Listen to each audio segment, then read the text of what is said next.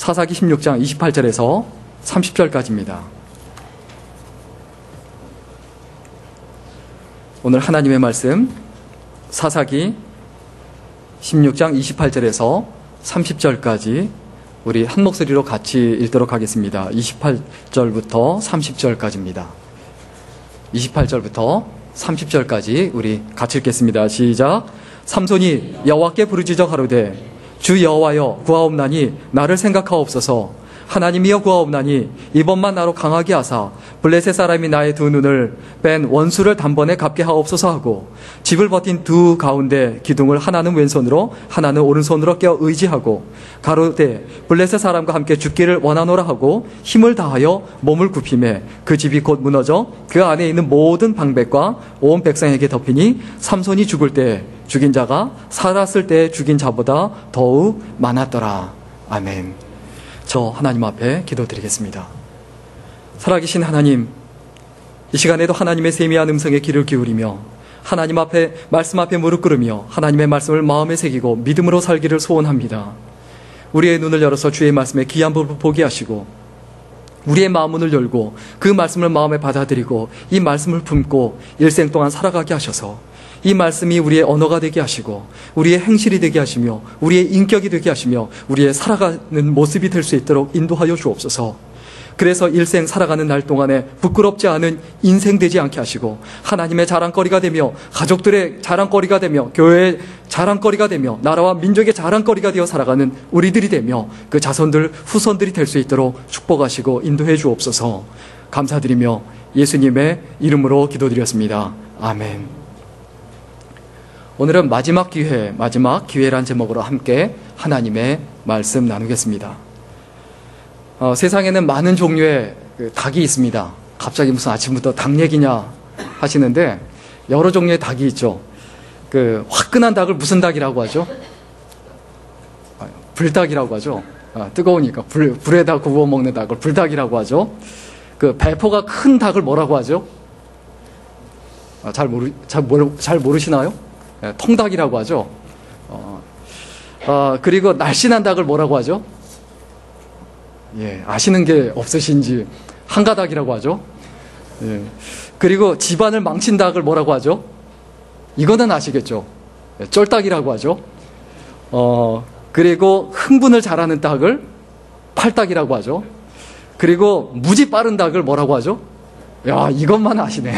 예, 후다닥. 그리고 정신줄 놓은 닭이 있죠. 정신 못 차리고 정신줄 놓은 닭. 예, 이것도 아시는군요. 헷가다.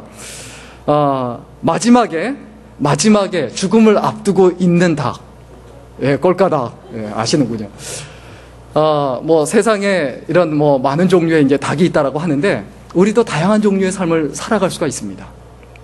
배포가 통이 큰 삶을 살아갈 수가 있고, 그런 어떤 통닭과 같은 삶을 살아갈 수가 있고, 불닭처럼 화끈한 삶을 살아갈 수도 있고, 또 정신없이 막 바쁘게 살아가는, 그냥 무지무지 빠르게 살아가는 이런 후다닭, 이런 닭처럼 이렇게 살아갈 수도 있습니다.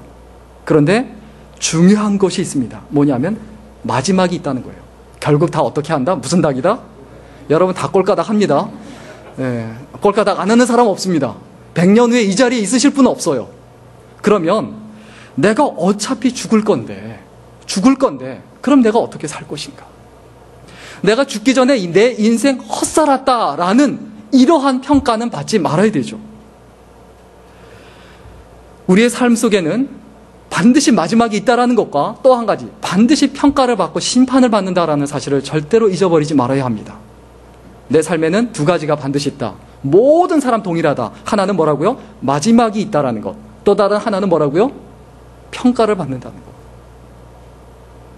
과연 내가 어떤 평가를 받을까? 이것에 대해서 주의를 기울이고 그리고 신경을 써봐야 되는데, 구약 성경에 보면 자살로 생을 마감한 두 사람이 나옵니다.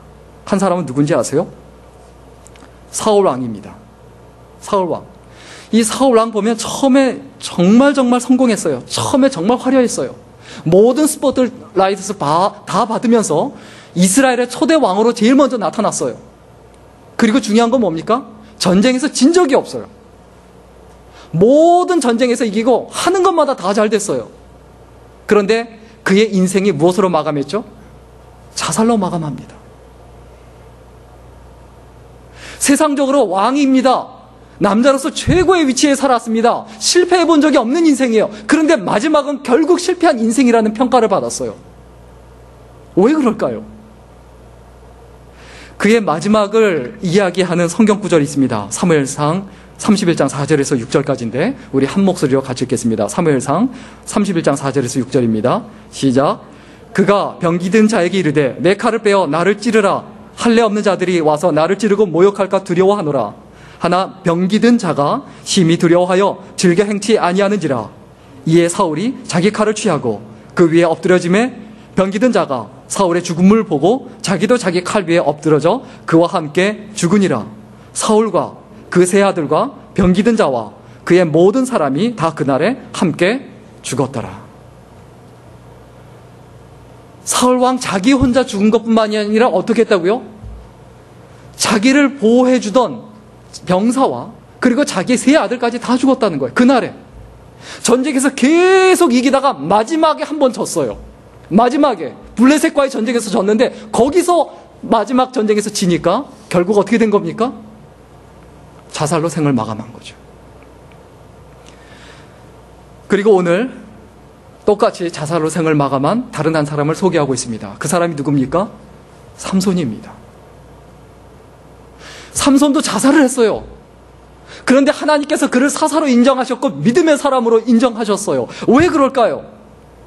그러면 삼손이 지금까지 어떻게 살았습니까? 철저히 실패했어요. 잘한 게 하나도 없어요. 그가 오직 평생 동안 한 거는 뭐냐면 여자 쫓아다닌 거. 그거밖에 없어요. 그리고 싸움질한 거. 그 당시 왕이 생기기 전에 사사였습니다. 사사는 어떤 존재입니까? 왕과 같은 존재예요. 자기 백성을, 이스라엘 백성을, 하나님의 백성을 구원하고 보호해야 돼요. 그런데 하나님의 백성을 구원한 적도 없고 보호한 적도 없어요. 그냥 여자만 쫓아다녔어요. 그냥 자기 좋아하는 것만 쫓아다녔어요. 그의 삶과 인생이 살아가면서 자기 멋대로 자기 마음대로 하고 다녔어요. 하지만 마지막까지 어떻게 됩니까? 비참하게 자살로 마감합니다. 하지만 하나님께서 그를 인정하셨습니다. 왜 그럴까요? 그 이유가 뭘까요? 그 이유는 간단합니다. 죽기 전에 마지막에라도 그가 실패했을 때 가장 인생의 바닥에 처절하게 내려갔을 때 그가 알았던 것이 뭐냐? 하나님의 은혜입니다. 내가 태어난 것도 하나님의 은혜다. 내가 살아가는 것이 하나님의 은혜였다. 나한테 있는 힘, 내가 가진 권능, 내가 가진 능력, 모든 게 하나님의 은혜였는데 그것을 다 허비하고 다 낭비했다. 그래서 하나님께 어떻게 합니까? 하나님, 나에게 기회를 한 번만 주옵소서. 마지막 한 번만 살게 해 주옵소서. 내 기도를 들어 주옵소서. 그래서 이스라엘 백성의 사사로 죽게 하여 주옵소서. 여러분, 마지막 주입니다. 올해 또 마무리합니다. 한 해 한 해 마무리하다가 우리의 인생 마무리하고 끝낼 날이 반드시 옵니다. 그러면 우리는 예수 믿는 사람은 어떤 심정을 가지고 살아야 합니까?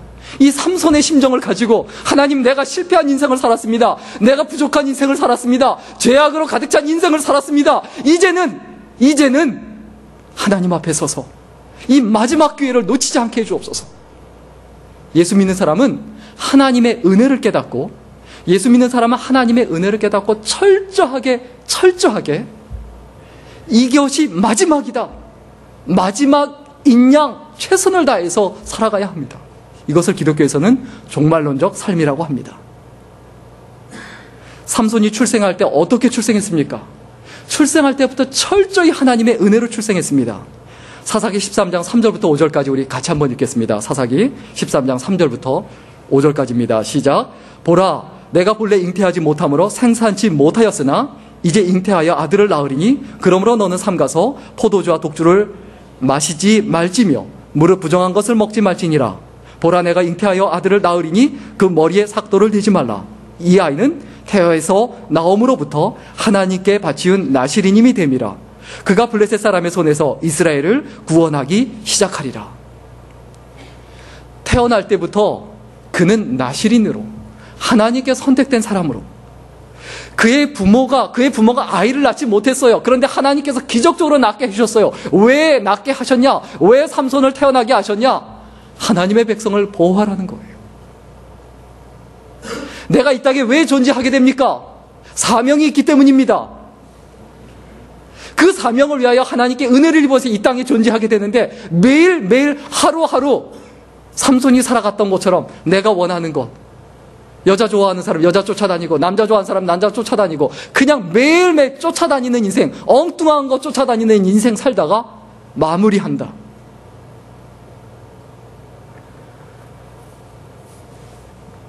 삼손이 딥나라는 곳에 블레셋에 갑니다. 그곳에 사는 여인들이 굉장히 화려해요. 굉장히 예뻐요. 그래서 결혼하게 해달라고 때를 씁니다. 그래서 부모님하고 싸워요. 이방 여인한테 사랑에 빠져요. 하나님과 사랑에 빠져야 되는 사람이 이방 여인과 사랑에 빠지니까 그의 인생이 어떻게 됩니까? 일생 동안 비참해지는 거예요. 여러분, 하나님을 사랑하시기를 주의 이름으로 간절히 축원합니다. 하나님과 사랑에 빠지는 것이 인생의 가장 큰 복입니다. 여러분, 내가 돈의 사랑에 빠지고 그리고 또한 다른 세상적인 것, 권력, 재미, 쾌락 이런 엉뚱한 것에 그 엉뚱한 재미에 빠져 살아갈 때 그때 내 인생이 비참해지죠.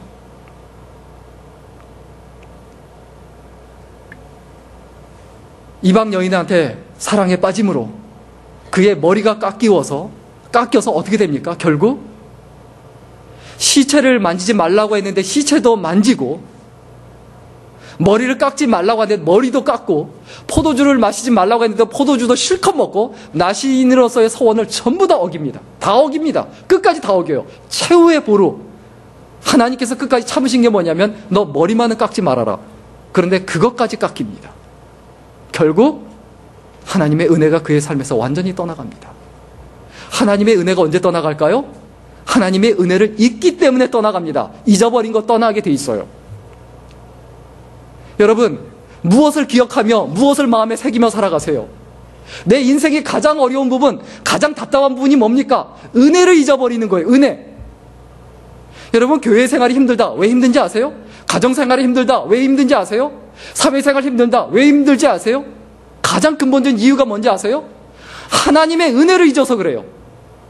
하나님의 은혜. 내가 여기 존재하게 됐는데, 내가 살아있게 됐는데 그 은혜를 잊어버리고 계속 생각하는 게 뭡니까? 내가 원하는 대로 안 된다. 내가 뜻하는 대로 안 된다. 내 마음에 안 드는 사람이 있다.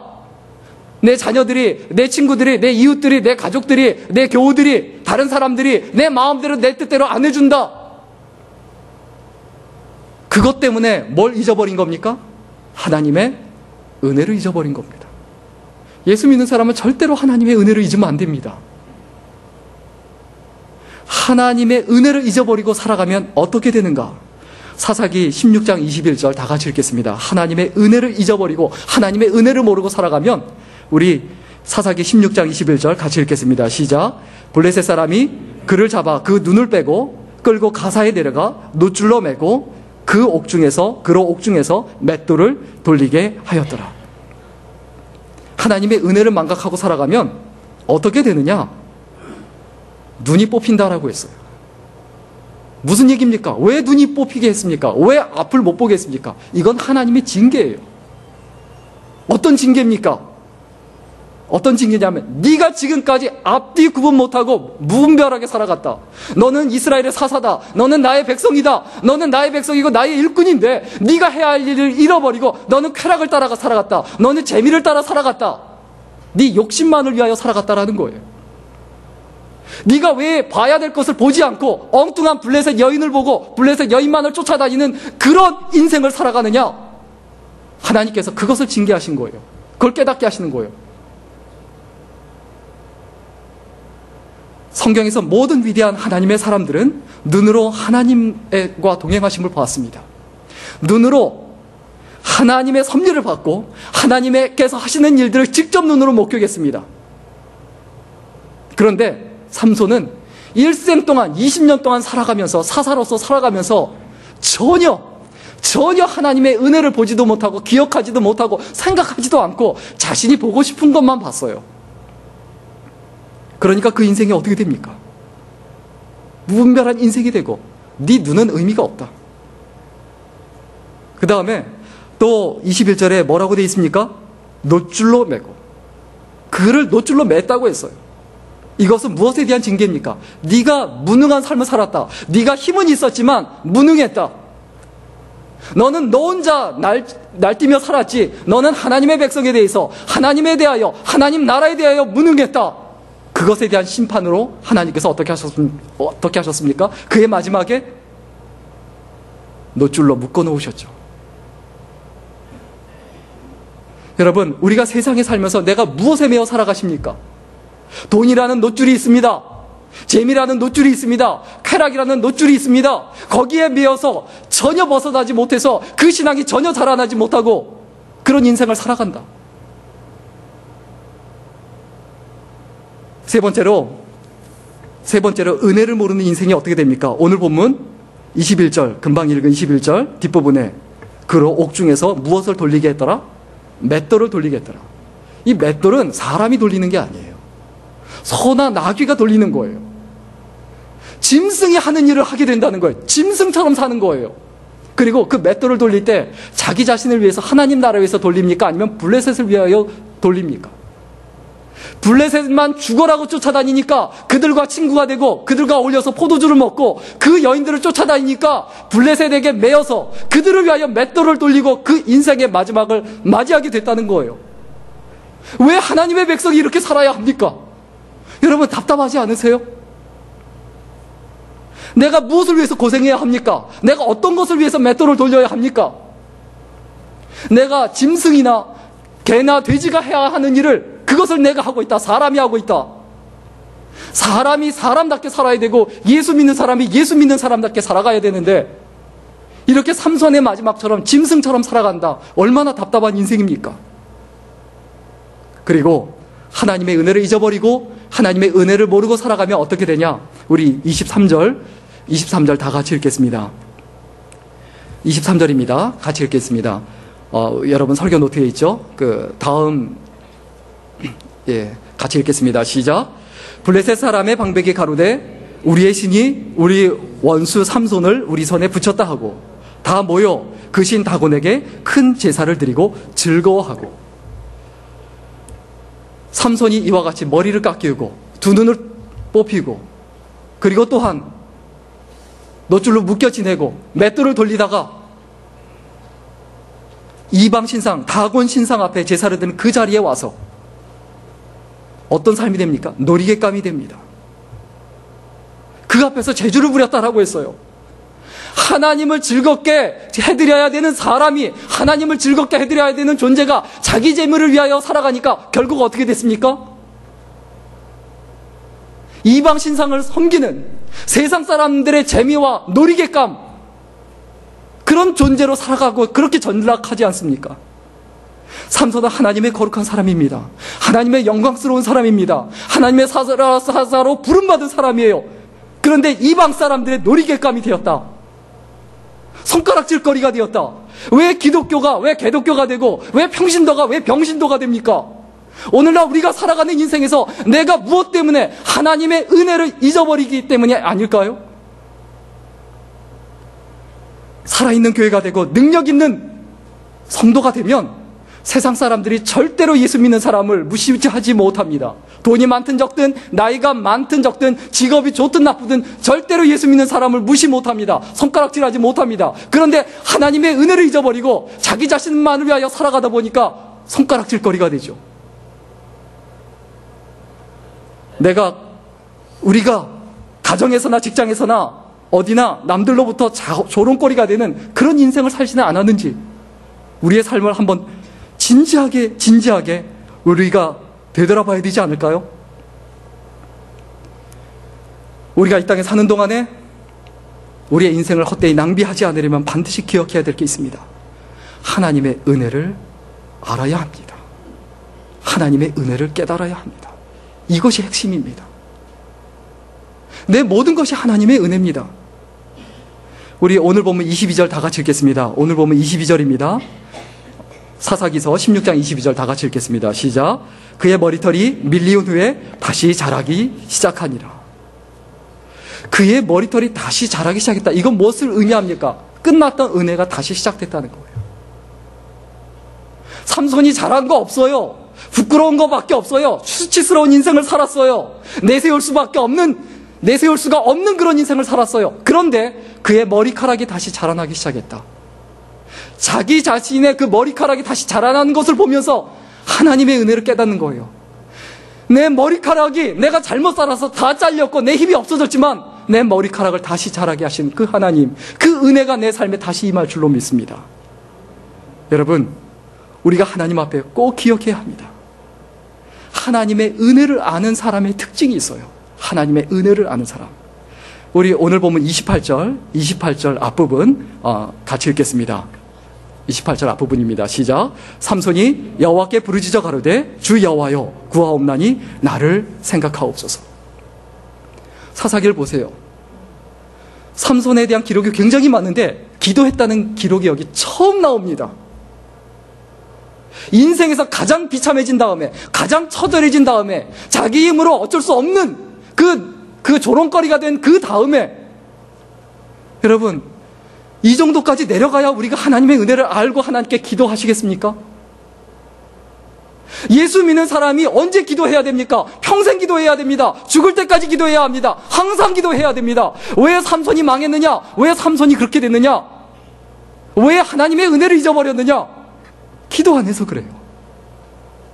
여러분, 기도하세요? 기도 안 하는 사람이 예수 믿는 사람입니까? 기도 안 하는 사람은 이름만 예수쟁이지 예수 믿는 사람 아니에요.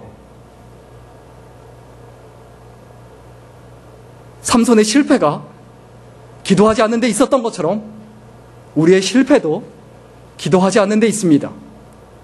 우리가 은혜를 잊어버리고 그리고 하나님의 은혜 가운데 살지 못하는 것도 내가 기도하지 않아서 그렇습니다. 기도하지 않는 목사 힘이 없죠. 기도하지 않는 찬양대, 기도하지 않는 찬양팀, 기도하지 않는 장로, 기도하지 않는 크리스천 다 무능합니다. 다 인생 실패합니다. 기도 없는 인생이 바로 실패한 인생이에요. 그럼 반대로 기도하는 인생이 성공한 인생이에요. 내가 하나님께 기도했는가? 내가 하나님께 무릎 꿇었는가? 내가 하나님께 간구했는가?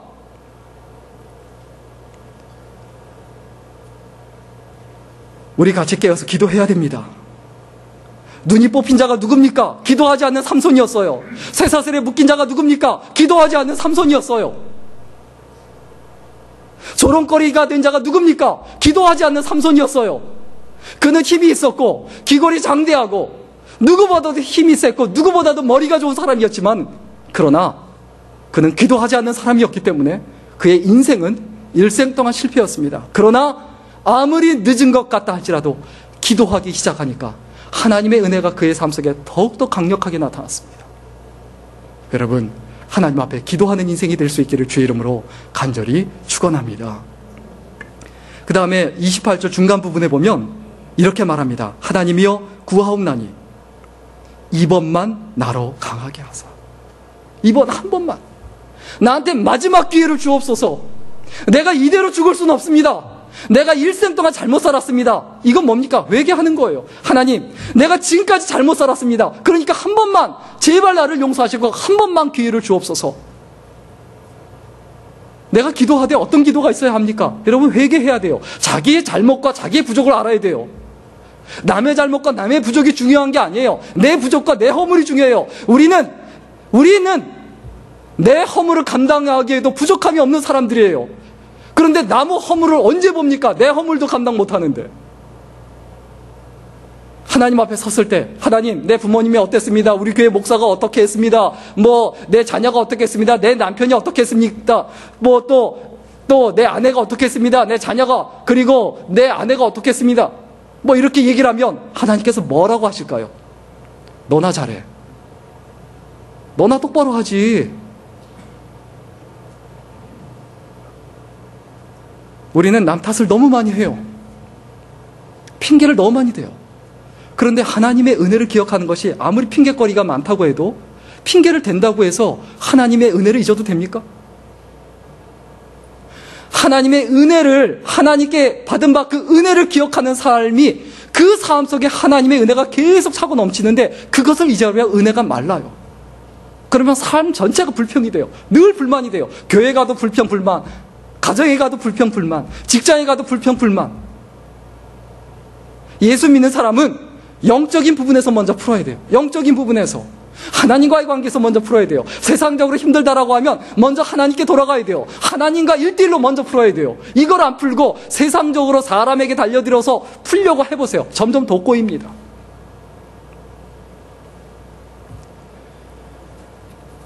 우리들도 이 시간 이번만 나로 강하게 하사 마지막 기회를 주옵소서. 이 기도가 우리의 기도가 될 수 있고 평생 동안 하나님 앞에 드리는 기도가 될 수 있기를 주의 이름으로 간절히 축원합니다. 그리고 28절 세 번째 부분에 뒷부분에 뭐라고 되어 있습니까? 블레셋 사람이 나의 두 눈을 뺀 원수를 단번에 갚게 하옵소서. 이제야 사명을 깨달아요. 이제야. 지금까지 싸움의 대상이 누구였습니까? 부모님이었어요. 블레셋 여인과 결혼하겠다고 부모님과 싸워요. 부모님은 하지 말라고 하고 너는 나실인이다. 너는 절대 그러면 안 된다. 근데 끝까지 자기 고집대로 해요. 그래서 블레셋으로 가는데 하나님께서 막으십니다. 엉뚱하게 포도원에 뭐가 나타납니까? 사자가 나타납니다. 왜 갑자기 거기서 사자가 나타납니까? 하나님께서 막으시는 거예요. 하나님의 뜻이 아니라는 거예요. 그런데 자기 힘 가지고 하나님의 뜻을 막습니다. 자기 힘 가지고 뭘 막았다고요? 하나님의 뜻. 우리가 하나님의 뜻을 막을 때가 얼마나 많습니까? 우리가 교회를 막을 때가 얼마나 많습니까? 우리가 하나님 나라가 확장이 되는데 우리가 방해거리가 되는 적이 얼마나 많습니까? 교회가 왜 자라나지 못하고 왜 성장하지 못합니까? 우리 개인의 욕심 때문 아닐까요? 우리가 하나님 앞에 내려놓지 못하기 때문 아닐까요? 왜 우리 집안이 번성하지 못합니까? 내가 하나님의 은혜를 잊어버리고 내 욕심 갖고 나만을 위하여 그리고 내가 원하는 목표를 위하여 그냥 단순히 교회가 필요하고 하나님이 필요하고 그 필요에 의해 교회를 다니고 필요에 의해서 하나님을 믿기 때문 아닐까요?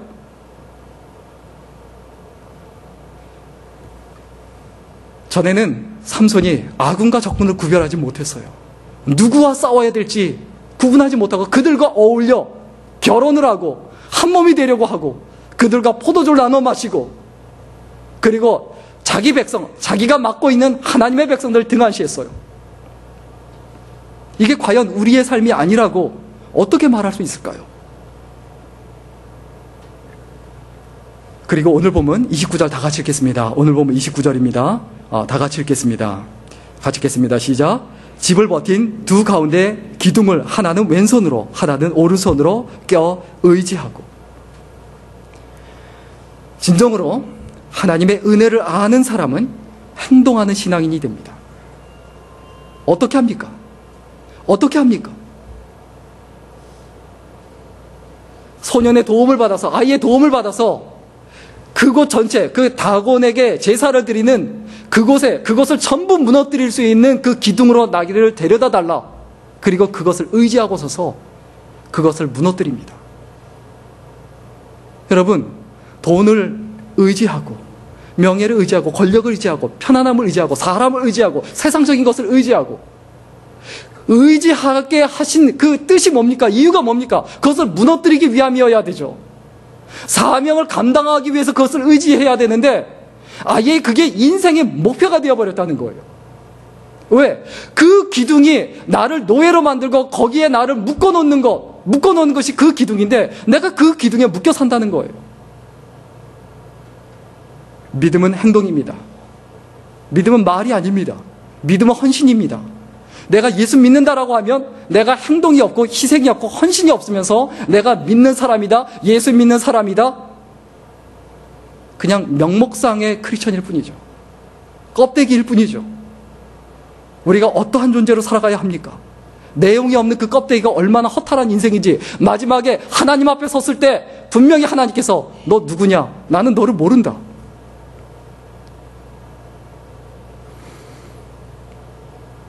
마지막 30절 우리 다 같이 읽겠습니다. 마지막 30절입니다. 다 같이 읽겠습니다. 시작.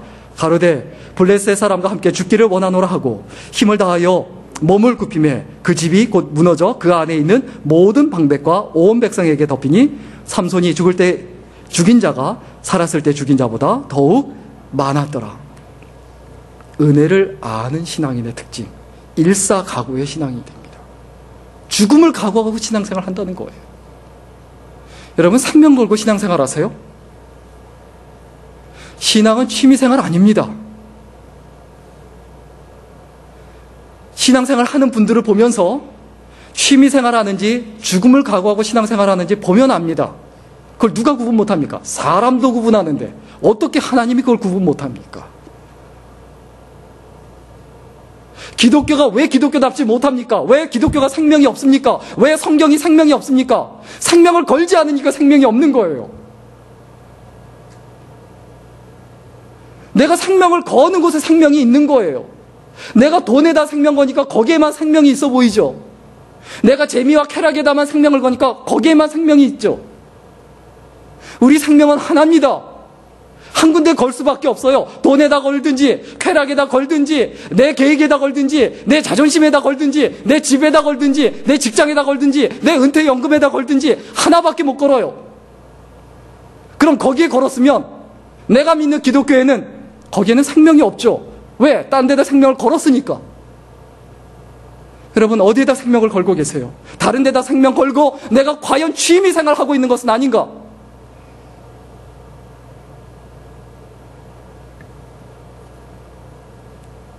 우리가 이 땅에 사는 동안에 내가 삼손의 상황에 처해 있다라는 그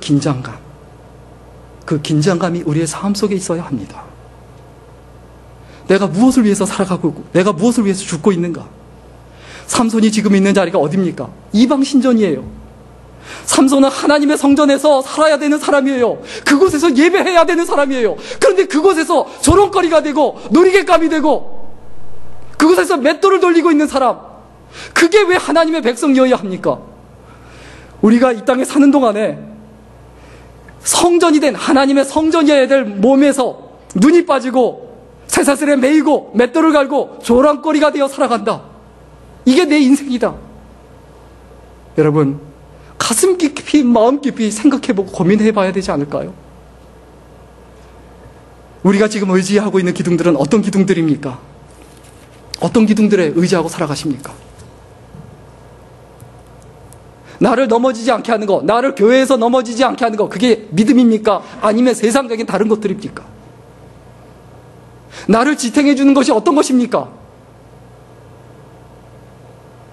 내가 평생 살아가면서 결국은 살아야 되는 삶이, 결국 마지막 인생이 삼손처럼 하나님을 믿는 사람들을 비웃는 그 소리 가운데, 그리고 눈이 빠지고 머리가 깎이고 쇠사슬에 묶인 채 이방 신전에서 그냥 춤추고 노래하는 모습, 그것이 바로 우리의 모습이다. 얼마나 비참합니까? 그러나 철저하게 은혜를 알고 그 은혜 가운데 사십시오. 하나님의 은혜로 사십시오. 하나님께서 가라는 곳에서 가고 하나님께서 멈추라고 하는 곳에서 멈추면 됩니다. 목회자가 왜 세워집니까? 같이 하나님의 은혜 가운데 거하자고 존재하는 존재죠. 같은 성도들이 왜 존재합니까? 같이 하나님의 은혜 가운데 거해야 되는데 어디 가운데 거합니까? 재미 가운데 거하고 쾌락 가운데 거하고 술 가운데 거하고 예수 믿는 사람이 모여서 기도해야 되는데 무엇을 하고 계십니까? 어떤 것을 하고 계십니까? 남을 비방하고 남을 욕하고, 그거에 예수 믿는 사람의 모임입니까?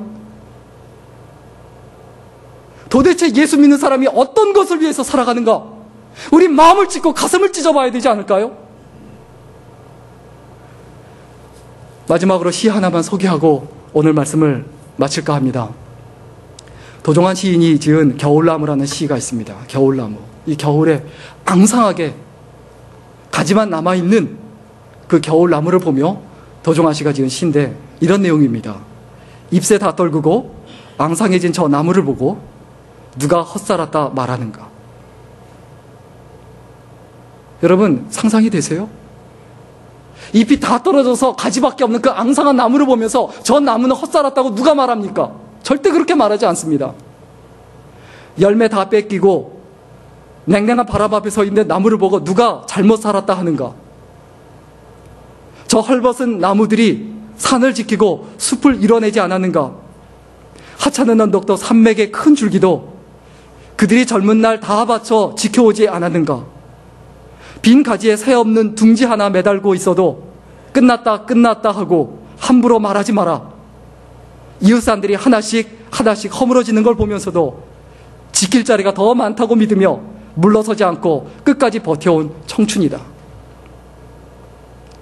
여러분, 겨울 나무를 보면서 우리의 인생의 마지막 모습, 정말 이 세상에 살면서 여한 없이 살았다. 나무가 있었기에 그 나무들이 어떻게 되든 자기가 가지고 있는 거 다 뺏겼지만은 가지고 있는 거 다 내어주고, 그리고 밑둥까지 다 잘려서 없어진다 할지라도 누가 그 나무를 헛살았다고 말합니까?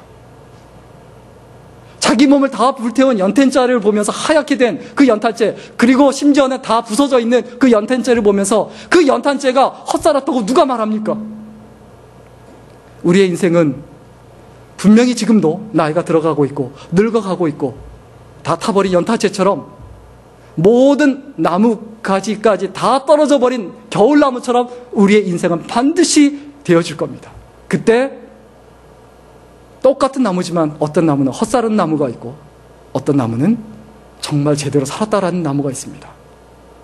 똑같이 자살해서 죽었지만 사울의 인생은 비참했고 삼손의 인생은 하나님의 백성으로 믿음의 사람으로 히브리서에서 철저하게 하나님께 인정받고 있습니다.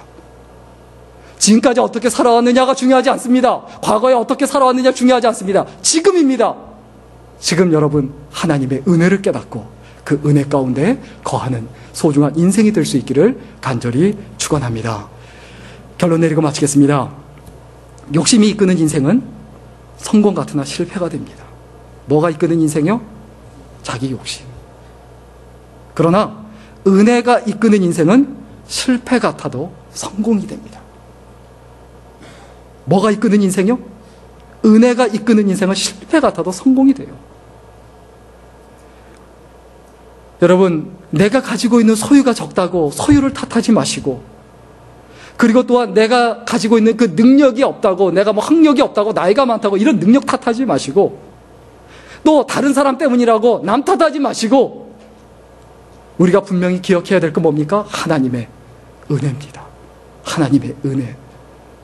여러분, 살아가는 인생 가운데 늘 언제든지 하나님의 은혜 가운데 철저히 살아가는 귀한 인생, 그리고 소중한 인생이 될 수 있기를 주의 이름으로 간절히 축원합니다. 기도하겠습니다. 살아계신 하나님, 이 시간 삼손의 인생을 되돌아보면서 또 사울 왕의 인생을 살펴보면서 우리가 어떻게 하면 마지막 기회를 잡을 수 있는지, 어떻게 하면 믿음의 사람으로 예수 믿는 사람답게 살아갈 수 있고 그 마무리를 할 수 있는지 생각해 보았습니다. 하나님의 은혜를 철저히 깨닫게 하시고 그 은혜로 살아가는 저희들 되게 하여 주옵소서. 그 은혜를 위하여 기도하는 인생 되게 하시고, 회개하는 인생 되게 하시고, 사명을 찾는 인생 되게 하시고, 철저히 행동하는 인생이 되게 하시고, 일사각오의 신앙을 가지고 하나님께 매달리며 하나님께 헌신하며 생명 다하는 그날까지 살아가는 저희들 될 수 있도록 인도하여 주옵소서. 감사드리며 예수님의 이름으로 기도드렸습니다. 아멘.